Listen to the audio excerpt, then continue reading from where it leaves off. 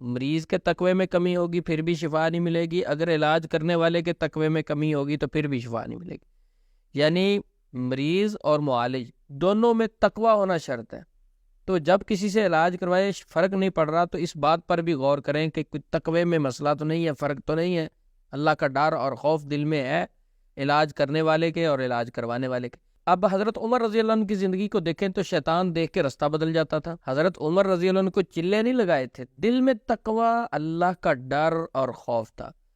اب آپ کہیں گے تقوی ہوتا کیا، ہمیں کیا پتا؟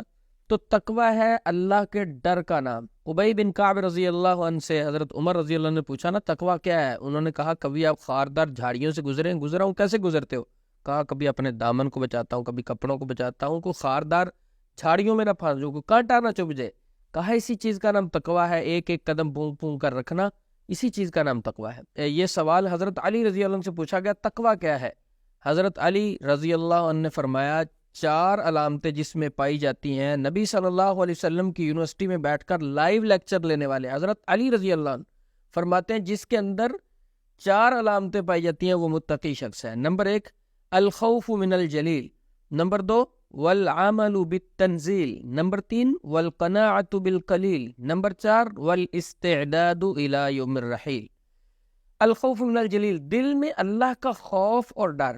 جس کے دل میں اللہ کا خوف اور ڈر پیدا ہو جائے وہ سمجھ جائے میں متقی شخص ہوں۔ نمبر 2 والعمل بالتنزیل، قرآن پاک پر عمل، جیسے قرآن پاک کی آیات سنتا ہے تو فوری دل پر قرآن پاک اثر کرتا ہے، تو یہ بھی متقی شخص کی علامت ہے۔ حضرت عمر رضی اللہ عنہ کی زندگی کو دیکھا جائے، رات کا وقت ہے، گھوڑے پر گشت کر رہے ہیں، اچانک ایک گھر سے قرآن پاک کی آیات سنتے ہیں، تو جب قرآن پاک کی آیات کی تلاوت کرنے والا اس آیت پر پہنچا ان عذاب ربک لواقع، تیرے رب کا عذاب واقع ہونے والا ہے، بس یہ آیت سنی تو حضرت عمر گھوڑے سے اترے، نیچے بیٹھ کے ان عذاب ربک لواقع، عمر تیرے رب کا اگر عذاب واقع ہوگا تیرا کیا بنے گا؟ حضرت عمر رضی اللہ عنہ بار بار کہہ رہے ہیں۔ تو دل میں اللہ کا خوف، الخوف من الجلیل۔ نمبر 2 والعمل بالتنزیل، قرآن پاک کی آیات سنے فوراً عمل کرے۔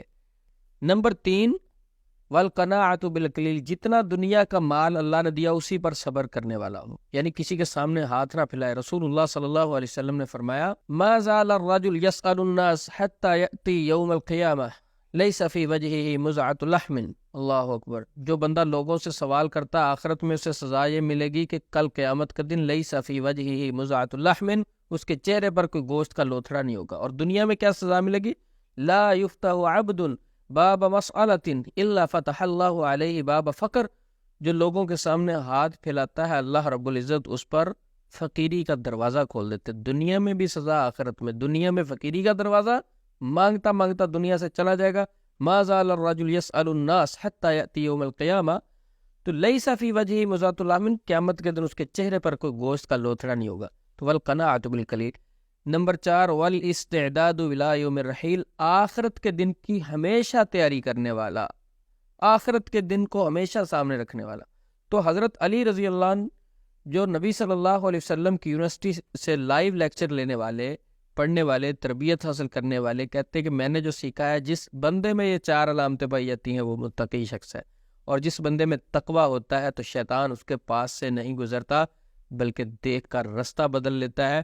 تو آئیے آج اگر ہم نے علاج کروانا ہے، جادو جنات کا علاج کر رہے ہیں، وظائف کر رہے ہیں، شیاطین سے جان چھڑوانے کے لیے وظیفے، دعائیں، نمازیں پڑھ رہے ہیں، تو سب سے پہلے دیکھیے میرے دل میں اللہ کا ڈر اور خوف تقوی ہے یا نہیں۔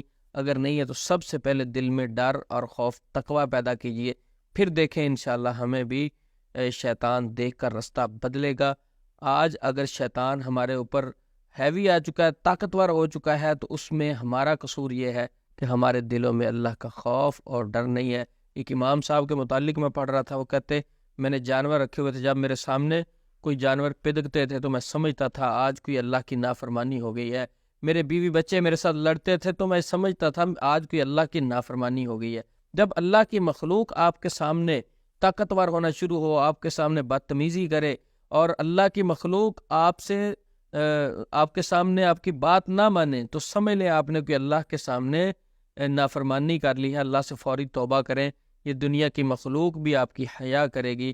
تو یقیناً ہماری کوئی کمیاں، سستیاں، کوتاہیاں ہیں تو جادو کے علاج کے لیے پہلا عمل یہ ہے کہ انسان کے دل میں اللہ کا ڈر، خوف اور تقوی پیدا ہونا ہے. جب انشاءاللہ دل میں تقوی اور ڈر خوف پیدا ہوگا، ہم اللہ کی حفاظت میں چلے جائیں گے.